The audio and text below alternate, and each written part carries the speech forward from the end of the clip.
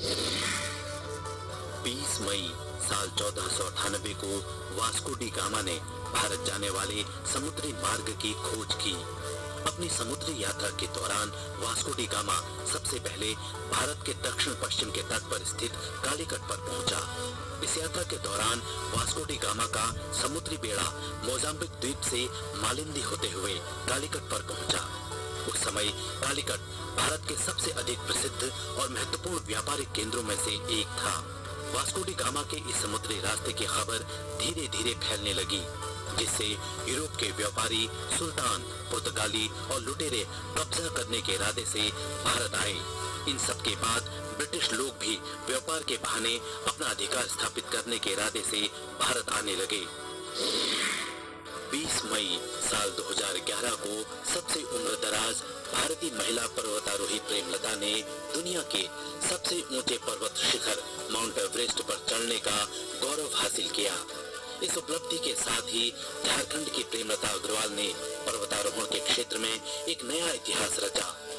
उन्होंने ये कीर्तिमान 48 साल की उम्र में हासिल किया। जिस दौरान प्रेमलता ने ये इतिहास अपने नाम किया, उस समय माउंट एवरेस्ट की ऊंचाई 29,029 फीट की थी। वर्तमान में इस पर्वत शिखर की ऊंचाई 29,032 फीट है। साल 2013 में प्रेमलता ने 50 वर्ष की उम्र में उत्तरी अमेरिका के अलास्का के माउंट मैकिनले को फतह कर एक और उपलब्धि हासिल की थी। इस पर्वत शिखर पर चढ़ने वाली वे पहली भारतीय महिला हैं। साल 2013 में ही भारत सरकार ने प्रेमलता को पद्मश्री से नवाजा। 20 मई साल 1900 को सुमित्रा नंदन पंत का जन्म वर्तमान उत्तराखंड के कौसानी में हुआ। उनका वास्तविक नाम गोसाई दत्त था। पंत जी हिंदी साहित्य में छायावादी युग के 4 प्रमुख स्तंभों में से एक हैं। इस युग को जयशंकर प्रसाद, महादेवी वर्मा और सूर्यकांत त्रिपाठी निराला का युग कहा जाता है। उनका संपूर्ण साहित्य सत्यम शिवम सुंदरम के आदर्शों से प्रभावित रहा है। उनकी द्वारा रचित काव्य कृतियां हैं ग्रंथि, गुंजन, ग्राम्या, युगांत, स्वर्ण किरण, स्वर्ण धूलि, कला और बूढ़ा चांद, लोकायतन, चिदम्बरा और सत्यकाम।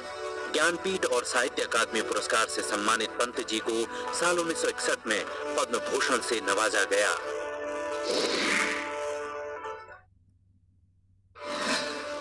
21 मई साल 1991 को भारत के पूर्व प्रधानमंत्री राजीव गांधी की हत्या की गई। देश में आम चुनाव के दौरान तमिलनाडु के श्री पेरम्बदूर में राजीव गांधी भाषण देकर लौट रहे थे।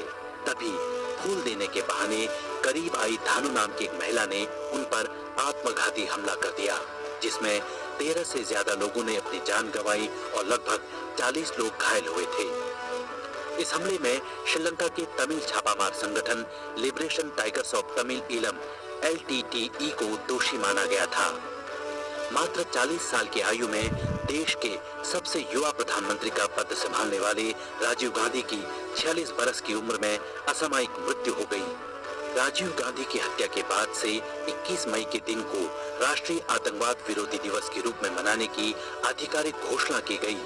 इस दिवस को मनाने की घोषणा भारत के पूर्व प्रधानमंत्री VP सिंह द्वारा की गई। इस दिन को मनाने का उद्देश्य राष्ट्रीय सद्भावना को बढ़ावा देना, आतंकवाद को कम करना और सभी जाति पंथ के लोगों के बीच एकता को बढ़ावा देना है।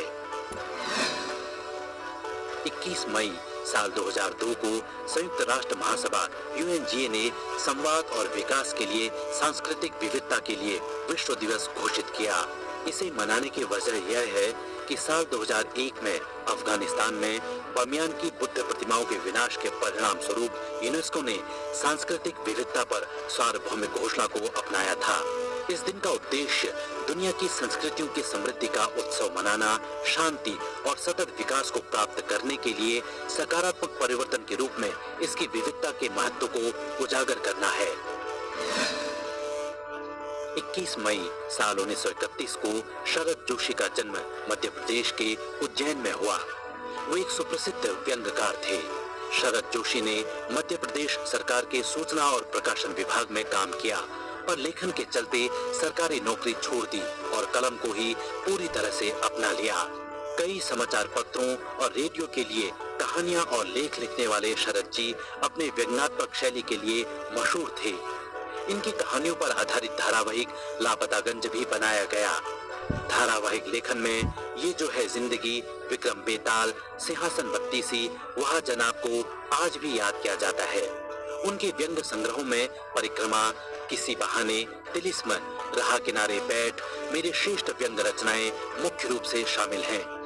साल 1990 में इन्हें पद्मश्री से सम्मानित किया गया।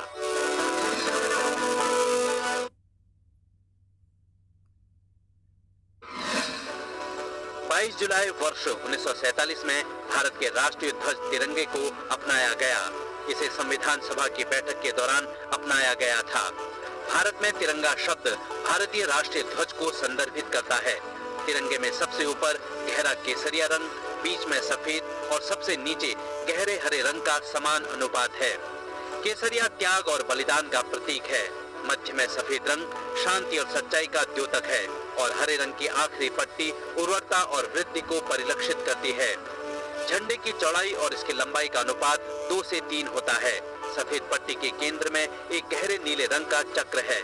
इसका डिजाइन सारनाथ में स्थित अशोक स्तंभ से लिया गया है। इसका व्यास लगभग सफेद पट्टी की चौड़ाई के बराबर है। इस चक्र में 24 तीलियां हैं। ये धम्म चक्र परिचायक है उस कालजी दर्शन का जो इंगित करता है कि गति में जीवन है और ठहराव में मृत्यु है। 22 जुलाई वर्ष 2019 में भारतीय अंतरिक्ष अनुसंधान संगठन इसरो ने चंद्रयान 2 को नियोजित कक्षा में सफलतापूर्वक स्थापित किया। चंद्रयान 2 को GSLV मार्क 3 M1 रॉकेट द्वारा श्रीहरिकोटा के सतीश धवन अंतरिक्ष केंद्र से प्रक्षेपित किया गया था। इस मिशन में चंद्रयान के साथ लैंडर, ऑर्बिटर और रोवर को शामिल किया गया। चंद्रयान 2 मिशन एक अत्यंत जटिल मिशन है जो इसरो के पिछले अभियानों की तुलना में महत्वपूर्ण तकनीकी विकास को दर्शाता है। इसका प्रक्षेपण चंद्रमा के अछूते दक्षिणी ध्रुव के बारे में जानकारी जुटाने के लिए किया गया।